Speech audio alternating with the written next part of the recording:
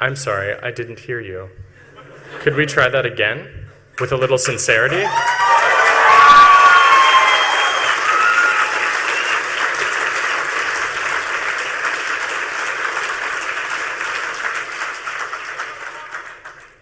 Thank you for renewing my faith in this community. I was a little bit unsure. Maybe not too much, but I believe that the key thing here to remember is silence, not violence. Okay? This person prides themselves on being heard and thought about. Just forget them. They are irrelevant. They are not making a change that creates the world that we want to see. And you can agree with me by just forgetting. He doesn't exist. It isn't important. And he isn't important. So, someone alleged to be our source, we are going to support them. This is very serious. The charges that are leveled against him are not something like 2 or 3 months. At the moment, the charges that are leveled are, well, let's say, pretty serious. They look like somewhere over 50 years in prison. That's a really serious amount of time in jail. And can you imagine this? The information you have in your head, that information is the thing that he is alleged to have done. How can we, as a society, do something like that? We can't. We have to support him. So let's be quite clear about this. There is legal support for him, but there are some problems. Julian and I were speaking a couple of days ago, and he told me that there are some JAGs involved, and there are some lawyers with clearances. And not all of the lawyers have a clearance, and not all of the lawyers are JAGs. It appears, Julian has stated that there are 7 lawyers. But most importantly, some of the lawyers have agreed to take $50,000. That $50,000, though, is not enough, they say. They wish to have $200,000 minimum before continuing further. That means we've got some fundraising to do. That's pretty serious. So those of you that are working at a nonprofit and you want to raise some funds in some way, maybe get some matching donations, now is the time to leverage that. For every one of you that believes that someone who is accused to have done a thing like this needs our support, now is the time to make that support. This is a person that if something happens to him, if he is convicted, this is quite serious. That is an entire young man's life in jail, in a military prison, almost certainly. And that is not something that I can support. And I and many people at WikiLeaks are very clearly working directly against that outcome. We want to see him walk free.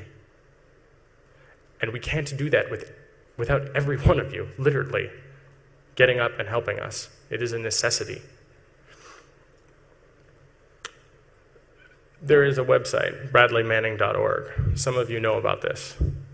This is being spearheaded by a number of people. It's extremely important that you visit this site, that you read it, that you look for information there. This person is really taking the lead, and this group of people is really making a difference. They're extremely, extremely good. Their heart is in the right place. And it's important to remember, Manning is alleged to have done these things. He is not convicted.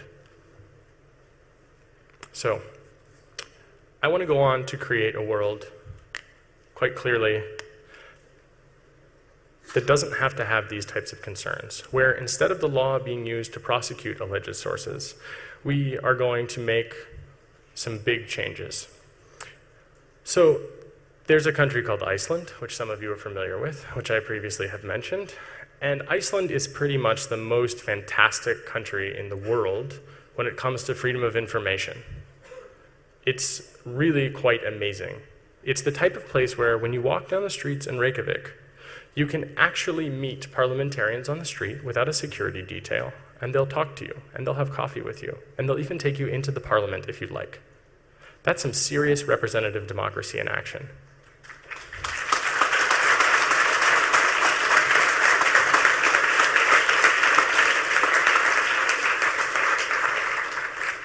WikiLeaks is part of an advisory group. Part of the reason that I went to Iceland was also to be part of that advisory group as a Tor project person. I guess my roles are a little blurred at the moment, but to be quite clear, IMI is much bigger than WikiLeaks. It is not simply a WikiLeaks project.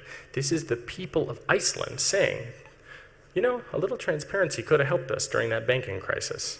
Thanks for leaking those documents. Let's make sure that we codify that we make sure that people understand as a cultural value that we want to see that we want to see that all the time when people do those types of things, because those people bankrupted our entire nation. So IMI is an attempt at that. And imagine, if you will, for a moment, the Bill of Rights. It's pretty fantastic.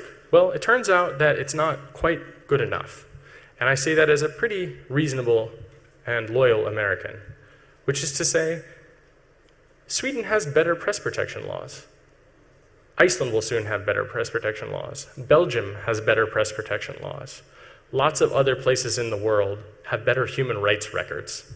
So we wanted to take things from all over the world, including actually New York State, which has anti-libel tourism laws specifically generated in response to some of the things happening in the United Kingdom. And so this is really important, because what IMI is doing is it's building a super information state, right? And it sets an example for the rest of the world to follow. And even the Prime Minister of Iceland voted for this, because you see, it passed unanimously in Iceland. 50 people in their parliament, including the Prime Minister. And I want to make this, thank you. I want to make this totally clear. This is not just WikiLeaks. This is a lot of people. And this is extremely important, I believe, because Iceland is acting in solidarity with the idea that you have the right to know what's going on, that history shall not be erased, that when things take place, that we will note them and that we will show them. And that when a big corporation who has a lot of money, or when a government that has a lot of guns says that you're going to pretend that it didn't, well, we're not going to stand and take that, and Iceland has decided that they also are not going to. It's not finished, in that they're going to go through several more rounds and re-vote on it again. But the mere fact that it passed unanimously should give you an idea about how well this is going to go. And the European Union actually passed a resolution in support of IMI. And this is incredible, because essentially that means that Iceland is leading the way and is doing so in such a way that the European superstate is taking notice and following. So it's kind of up to America now to follow. We need to pass resolutions here, locally, that make this a possibility, and nationally, that strengthen the things that our Constitution says very clearly and redefine them so that they count in the digital age in a way that is absolutely without question. Because a lot of people like to pretend that there's a moral panic around the internet. So if you'd like, when you see information on WikiLeaks, print it out and hand it to someone, and then it's a newspaper. It's not different, except that it can't be stopped. You can't force collaboration. I like the New York Times a lot. But did you know that they sat on the information that Bush was doing warrantless wiretapping for a year until the election passed? What? It's unbelievable, right? That is the type of collaboration that I don't want to see anymore. So you've got to be the trouble you want to see in the world, and you've got to be the change you want to see in the world. So thanks to Iceland and the people of Iceland, we're going to see that in the future, and we're going to see a lot of things change. So I want to skip around a little bit here. There's a lot of technical criticism and a lot of misdirection and a lot of misinformation. So I'm going to go through these things reasonably fast, and I know that some of you are getting a little antsy because your club mate is kicking in. So I'm going to answer a bunch of the questions, and I'm going to address many of the criticisms that people have made. So first of all, there has been someone who has said that WikiLeaks was started by sniffing networks. And I'm going to say that that's not true right now, to make that a record, to make it very clear. WikiLeaks is an idea that has been going long before the Tor network even existed. So to say that is, of course, to show that not only does that person not have a fucking clue, but they're actually provably wrong. Furthermore, they accused me as a Tor developer of having done this. And well, I really appreciate the idea that they think that I would be such a terrible person. And by appreciate it, I mean, I don't appreciate that, actually. Tor is privacy by design. That means me being a Tor developer is totally irrelevant to the situation. I write some software, it gets put into our Git repository. In no way does that information help. The nodes that are exiting from the Tor network are not controlled by me. If I run an exit node, that has nothing to do with whether or not I'm a Tor developer. But I can state that I do not and have not sniffed the Tor network, and certainly not for documents. And WikiLeaks was absolutely not started by sniffing the Tor network. So hopefully that's clear. And hopefully no more shady rag publications on the web will state that. Because it's quite clear that some of them like to email 4 hours before they publish a story and expect a comment on Pacific Standard Time, which is not exactly an ethical thing to do. Probably going to be public quite quickly. And specifically, the documents that they said were leaked. So that's really important, right? Those went through our normal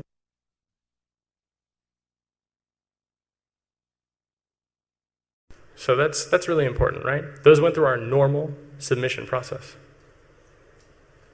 Anyway, Cryptome. Some of you know about this, about John Young.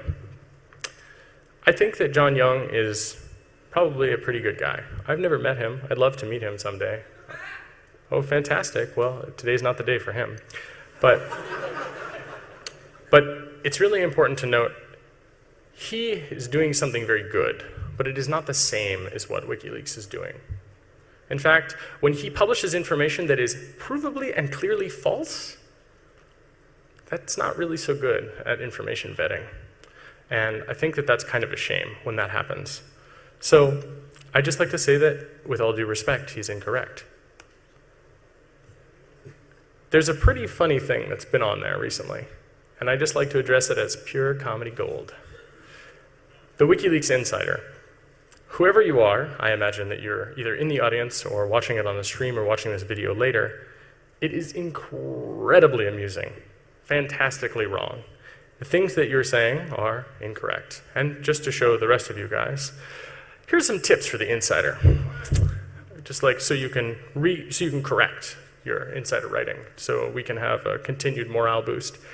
We would like them to be a little funnier, if you could maybe step up the humor a bit, but get a couple basic facts right.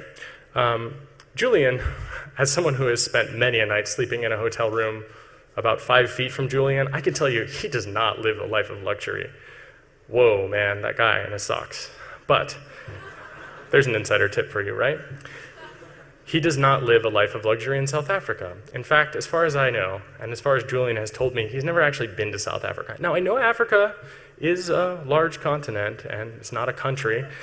So in case this is not clear, I don't know if the insider is Sarah Palin or not, but I do think that it's quite clear, to me at least, that that fact is wrong, very, very clearly. Kenya is actually in Africa also, but it is, again, not South Africa. South Africa is a country. Okay, so the Wohlholland, wow, my German is gone. Scheiße. Okay, so the nonprofit in Germany that does help us quite a bit, that does a lot of funding and takes donations, they keep records. They show quite clearly that Julian does not buy business class plane tickets. And well, I travel about 150,000 miles a year, and some of that is in coach, and it is not necessarily the most comfortable. That's sort of the cost that we take, you know? Like it takes a toll, but we do it. And all of us involved at WikiLeaks very clearly cares enough to be stuck in cattle class to make this happen, right? And we do that. I think that's totally reasonable, and we have records that show it. So when you say otherwise, you have to back that up with some serious proof. And it's pretty, I think, despicable to see otherwise. And no one at WikiLeaks takes a salary. This is really important, right? I work a full-time job with Tor, and that's what I've dedicated my life to. And Julian and other people have worked for their whole lives to be in a position to be able to tell